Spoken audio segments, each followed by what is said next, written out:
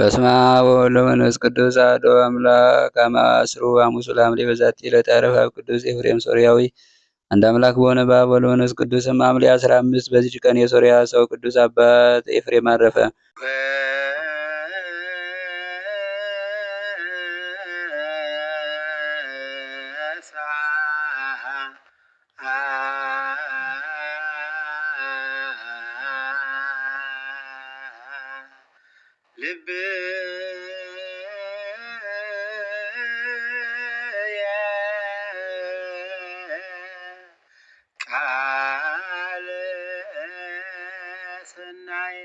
ጎሳ ልቤ አባ ሕርያቆስ ከተሰደበ በኋላ ከተናቀ በኋላ ምኑን ሊቀድሰው ነው ብለው ከተሳለቁበት በኋላ እመቤታችን ልቡናውን እንዲገሳ የተጣደ ድስት እሳቱ በጨመረ ጊዜ ገዝቶ ገንፍሎ እንደሚያወጣ ሁሉ እንደሚያፈስ ሁሉ ምስጢር የፈሰሰበት የምስጢር ገፈታ የተገኘበት ጎሳ ልቤ የሚል የእመቤታችን ቅዳሴ ማርያም ነው። የወንድማችን ሚዲያውን ጎሳን ተከታተሉ ለማለት ነው። ይህም ቅዱስ ከዋክብትን ከሚያመልኩ ሰዎች ሀገር ነው። አባቱም ክብር ይግባውና የክርስቶስ አምልኮት የሚጠላ ጣዖት ካህን ነበር። በዚያን ጊዜ የእግዚአብሔር ቸርነት ቀሰቀሳቸውና አነሳስታ የጽቢን ጳጳስ ወደሆነ ወደ አባ ያዕቆብ ወሰደችው። እርሱም የቤተ ክርስቲያን ትምህርት አስተምሮ የክርስትናን ጥምቀትን አጠመቀው። በእርሱም ዘንድ በጾምና በጸሎት ያለማቋረጥ እየተጋደለ ለብዙ ዘመናት ኖረ። የመንፈስ ቅዱስም ጸጋ አደረበት። አሕዛብን ተከራክሮ ይረታቸው ነበር። ኒቅያ በሚባል ከተማ የ318 አባቶች የኤጲስቆጶሳት ጉባኤ በተደረገ ጊዜ የቅዱስ ኤፍሬም ከመምህሩ ከአባ ያዕቆብ ጋር ወደ ቅዱሳን ጉባኤ ሄደ። ከሃዲው አርዮስንም አወግዘው ከለዩት በኋላ የቅዱስ ኤፍሬም በዚያች ሌሊት ከምድር እስከ ሰማይ የሚደርስ የብርሃን ምሰሶ ተተክሎ አየ። ከዚህ ራእይም የተነሳ አደነቀ። ይገለጽለት ዘንድ ወደ ጌታ ጸለየ። ይህም የቂሳርያ ሊቀ ጳጳሳት ብፁዕ ባስልዮስ ነው የሚል ቃል ከሰማይ ወደ እርሱ መጣ። ቅዱስ ኤፍሬምም ያየው ዘንድ ወዶ ወደ ቂሳርያ ሀገር ተጓዘ። በደረሰም ጊዜ ወደ ቤተ ክርስቲያን ገብቶ በማዕዘን በኩል ቆመ። ቅዱስ ባስልዮስንም ወንጌልን ሊያነብ በወጣ ጊዜ ዋጋው ብዙ የሆነ ከወርቅ የተሰራ ልብስ ተክህኖ ለብሶ አየው። ሶስት ምልክቶችንም እስኪያይ ድረስ ተጠራጠረ። ምልክቶችንም እኒያ ናቸው። ነጭ ርግብ መጥታ በራሱ ላይ ያረፈች። ሁለተኛም በልብሱ ላይ የሚያርፉት ሕዋሳን ይቃጠሉና ይረግፉ ነበር። ሶስተኛም ከአፉ የእሳት ነበልባል ወጥቶ በምዕመናን ላይ ያድር ነበር። ከዚህ በኋላ ቅዱስ ባስልዮስ ቅዱስ ኤፍሬምን በስሙ ጠራውና እርስ በርሳቸው ሰላምታ ተለዋወጡ። በአስተርጓሚ ይነጋገሩ ጀመሩ። የየራሳቸውንም ቋንቋ ይገለጽላቸው ዘንድ ወደ እግዚአብሔር እንዲጸልዩ ቅዱስ ኤፍሬም ቅዱስ ባስልዮስን ለመነው። በጸለየም ጊዜ ተገልጾላቸው ያለ አስተርጓሚ ተነጋገሩ። ከዚህ በኋላ ቅዱስ ኤፍሬምን ዲቁና ሾመው። ከጥቂት ወራትም በኋላ ቅስና ሾመው። ከእርሱም ብዙ ትሩፋቶች ተገለጡ። በመንፈሳዊ ተጋድሎ ሁሉ ተጋደለ። አንዲት በወገን የከበረች ባለጸጋ ሴት ነበረች። ራሷንም ለካህን ለማስመርመር ታፍር ነበር። ከታናሽነቷ ጀምራ የሰራችውን ኃጢአቷን ሁሉ ጽፋ ወደ ቅዱስ ባስልዮስ አመጣች። አባቴ ሆይ በዚህ ክርታስ ውስጥ ያሉት ኃጢአቶች ይደመሰሱ ዘንድ ተናገር ብላ ለመነችው። እርሱም እንዳልሽው ይሁንልሽ አላት።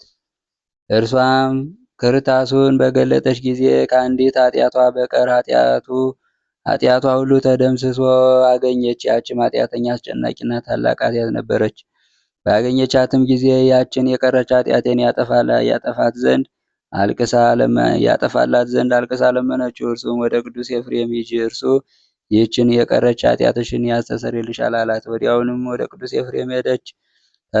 ከእርሷ የሆነውን ሁሉ ነገረችው። እርሱም እንዲህ አላት፣ ፈጥነሽ ወደ ቅዱስ ባስልዮስ ሂጂ፣ ግን ሙቶ ወደ ቤተ ክርስቲያን ሲወስዱት ታገኛለሽ። ሳትጠራጠሪም ይህችን ክርታስ በላዩ ጣይ፣ ይደመስስልሻል አላት። ያችም ሴት ወደ ቅዱስ ባስልዮስ ተመለሰች። ሙቶ ተሸክመው ወደ ቤተ ክርስቲያን ሲወስዱትም አገኘችው።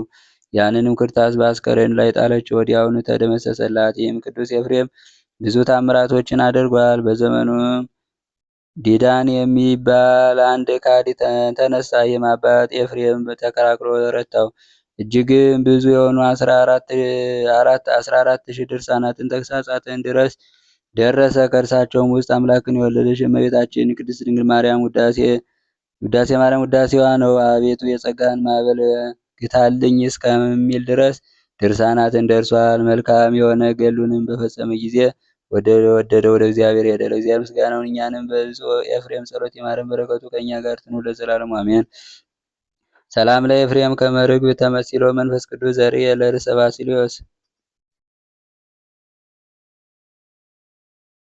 ሰላም ለኤፍሬም ከመ ርግብ ተመሲሎ መንፈስ ቅዱስ ዘርኤ ለርእሰ ባሲልዮስ ዘይጼልሎ ወዘድርሳናት ብዙኃ ሶበ ለልቡ አየሎ አሐዘ እምኔ መዋግደ ጸጋ ከኩሎ የእግዚአብሔር አምላክ እንዘይብል ሳህሎ። ዳግመኛም በዚህ ቀን ከ45 ሰማዕታት ጋር የአባ ሐርዮንና ታምራትን የሚያደርግ የመስተጋድል መነኮስ የፍሬምናጦስ መታሰቢያቸው ነው። በምስር ስንክሳር እንደተፈጸመ የሕፃኑ ቂርቆስ የሰማዕቱ መታሰቢያ ነው። በረከታቸው ከእኛ ጋር ለዘላለሙ ትኑር አሜን።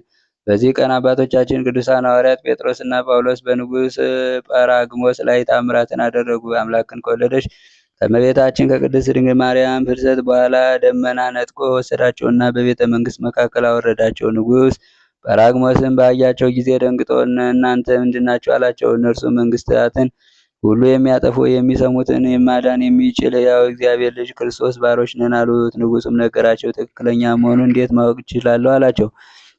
ከዚህ በኋላ ክብር ይግባውና ጌታችን ያደረጋቸውን ድንቆችና ታምራቶች ነገሩት። የቀኝ ዓይኗን ወፍ ያወጣው አንዲት ልጅ አለችኝ፣ እርሷን ካዳናችሁልኝ በአምላካችሁ አምናለሁ አላቸው። ልጅን ወደ እኛ አምጣት አሉት። ልጁን ወደ እነርሱ አመጣት። ሐዋርያትም ወደ እግዚአብሔር ጸልየው እጆቻቸውን በዓይኑ ላይ አኖሩ። ያን ጊዜ ክብር ይግባውና በጌታችን በኢየሱስ ክርስቶስም ዳነች። ንጉሱና ሕዝቡ ሁሉ አይተው ከሐዋርያት እግር በታች ስር ወደቁ። ክብር ይግባውና በጌታችንም አመኑ። ከዚህ በኋላ ሐዋርያት ክብር ይግባውና ጌታችንን እንዳዘዛቸው ወደ አገረ ፊልጶስ ሄዱ። ሰይጣንም በእንዶር ንጉሥ ተመስሎ አጋንንትን በጭፍራ አምሳል አስከትሎ ወደ ንጉሥ ጰራግሞስ መጣ። በስራያቸው ሀገርን ሲያጠፉ እኒህን ሁለቱን እስረኞች ፈጥነ የማታጠፋቸው ለምንድን ነው አሉት። የንጉሥ ጰራቅሊጦስም ልቡ ወደ ክህደት ተመለሰ። ሐዋርያትንም ያመጧቸው ዘንድ 10,000 ጭፍሮችን 200 ፈረሰኞችን ላከ። ጭፍሮችም ሄደው ከተማዋን ከበቧት። የከተማ ሰዎችም ደንግጠው ለሐዋርያት የነገሯቸው። ሐዋርያትም በከተማው ወጥተው በጭፍሮቹ ፊት ቆመው እርዳታን ይልክላቸው ዘንድ ወደ ጌታችን ጸልዩ። ያን ጊዜ የጭፍሮቹ ፈረሶች ወደ ሐዋርያት ተመለሱ። እግሮቻቸውንም አስተካክለው ተንበርክከው ሰገዱ። እንደሚያለቅስም በቀጭን ድምፅ ጮኹ። ከፈረሶችም አንዱ ድምፁን ከፍ ከፍ አድርጎ እንዲህ ብሎ እንደ ሰው ተናገረ። እናንተ ሰነፎች ጰራቅሊጦስ ጭፍሮች፣ ክብር ይግባውና የክርስቶስን ጭፍሮች ጴጥሮስና ጳውሎስ ለምን ትፈልጓላችኋላችሁ? እስረኞችስ ለምን ትሏቸዋላችሁ? እነርሱ ግን ስራዬንና የሰይጣንን ስራ ሁሉ ሊያጠፉ መጥተዋል። ክብር ይግባውና ከንጉሳቸው ከኢየሱስ ክርስቶስ ጋር በነጫጭ ፈረሶች ተቀምጠው አታያቸውምን? ለክብር ንጉሥ ለክርስቶስ ጭፍሮች ትሆኑ ዘንድ ስሞቻቸውን በሕይወት መጽሐፍ ይጽፉ ዘንድ ስለ እናንተ ይለምናሉ። እኛ እንኳ እንስሳ ስንሆን ለአምላካቸው እንሰግዳለን። ፈረሶንም ይህንም ተናግሮ ዝም አለ። ከዚህ በኋላ እንዲህ የሚል ቃል ተሰማ። ሐዋርያቶች ሆይ አዲሶች አትክልቶችን ቸል አትበሏቸው። ያን ጊዜም ሕዝቡ ሁሉ ዓይኖቻቸውን ቀና አድርገው በታላቅ ክብር ወደ ሰማይ ሲያርግ ጌታችንን አዩት። እነዚህም 10,200 ጭፍሮች ክብር ይግባውና በጌታችን በኢየሱስ ክርስቶስ አመኑ። ለሐዋርያትም ተገዙላቸው። ሐዋርያትም ምድራዊ ንጉሥ ጭፍራ መሆንን እንዲተዉ ፈረሶችንና የጦር መሳሪያዎችም እንዲመልሱለት ክብር ይግባውና በክርስቶስ በግልጥ እንዲያምኑ አዘዟቸው። እነዚያ ጭፍሮችም ወደ ንጉሳቸው ጰራቅሊጦስ ሂደው በፊቱ ቆሙ። ታመጧቸው ዘንድ የላኳቸው እነዚያ 2 ባለስራዮች ወዴት አሉ አሏቸው። የልጅን ዓይኗን በማዳን በጎ በሰሩልህ ፈንታ ለምን በክፋት ትፈልጋቸዋለህ? አሉት። ከዚህም ጥሩራቸውንን ትጥቃቸውን ፈትተው ገንዘብን ውሰድ፣ እኛ ግን ከአንተ የተሻለ ንጉሥ አግኝተናል፣ ይኸውም የጴጥሮስና የጳውሎስ አምላክ ነው ብለው ከፊቱ ጣሉለት።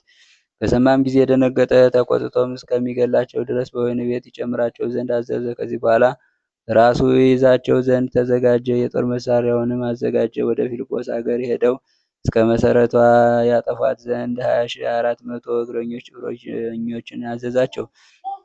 ቅዱስ ጴጥሮስን በመንፈስ ቅዱስ አውቆ ቅዱስ ጳውሎስ እንዲህ አለው፣ ወንድሜ ወይ አገርን እንዳያጠፉ ሳይወጣ ወደ ጰራቅሊጦስ ተነስ እንሂድ አለው። ከዚህ በኋላ ጸሎትን ጸልየው ወጥተው በደመና ተጫኑ።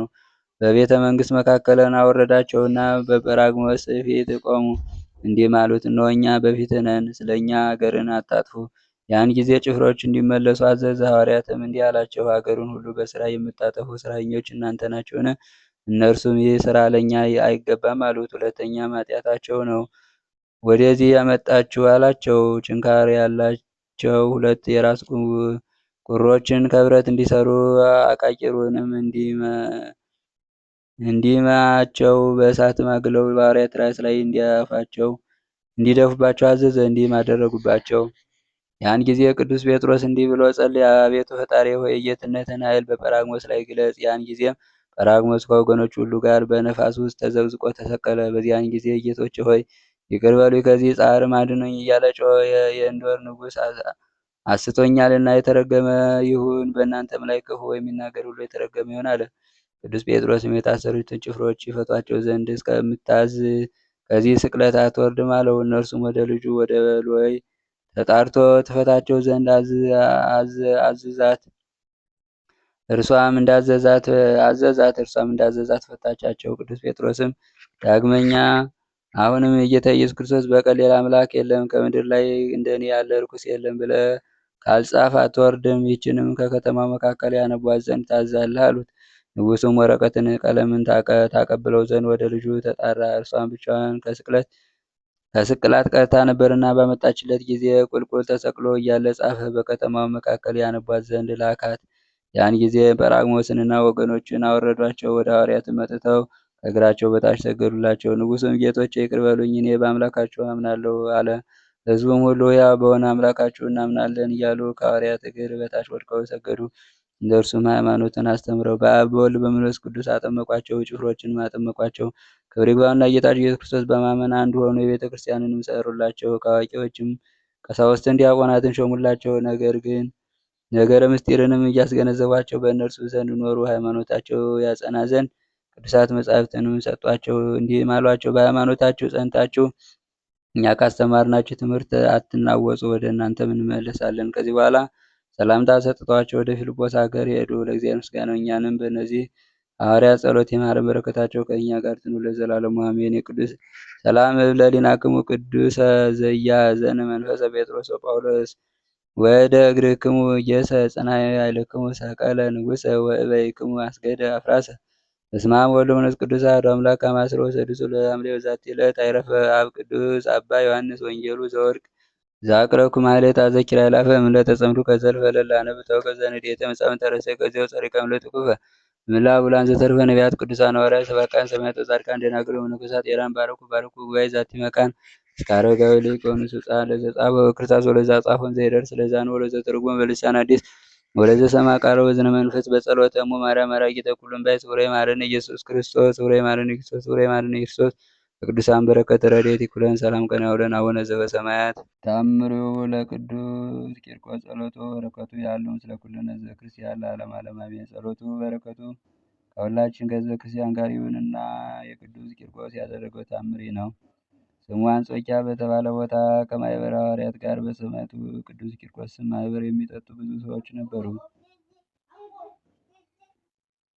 ስሙ አንጾኪያ በተባለ ቦታ ከማኅበረ ሐዋርያት ጋር በሰማዕቱ ቅዱስ ቂርቆስ ስም ማኅበር የሚጠጡ ብዙ ሰዎች ነበሩ። ከእነርሱም ጋር ማኅበርተኛ የሆነች አንዲት ነፍሰ ጡር ሴት ነበረች። በዓሉ ሲደርስም የመውለጇ ጊዜ ደረሰ። ምጥ ያዛት፣ ፈጽሞም አስጨነቃት። አቤቱ ጌታ ኢየሱስ ክርስቶስ ሆይ የጽድቅ ሥራ የሌለኝ ኃጢአተኛ ባሪያ እንዳልሞት በምሕረት እርዳኝ። አንተም የኢየሱስ ክርስቶስ ምስክር ሕፃን ቂርቆስ ሆይ የመካኗ ልጅ በአረማዊ ቤት በለመን ጊዜ እንደሰማው ጩኸቴን ስማ። ለምድር ዝናብን የሚያዘን ሰውንም ከተቀደሰው ከሚያጠግብ ከቸሩ አምላክ ለምንልኝ። ለፍጥረቱ ሁሉ ምሕረት ያደርጋል። ዳግመኛም ከልደት በዓል መታሰቢያ ቀርቻለሁና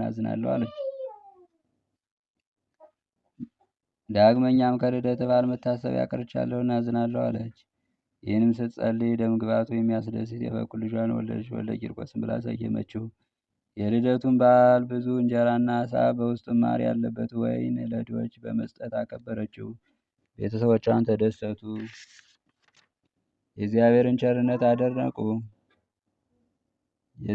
ቸርነትም አደነቁ። ስራው ድንቅ ነው እያሉ ሕፃን ቂርቆስን አከበሩት።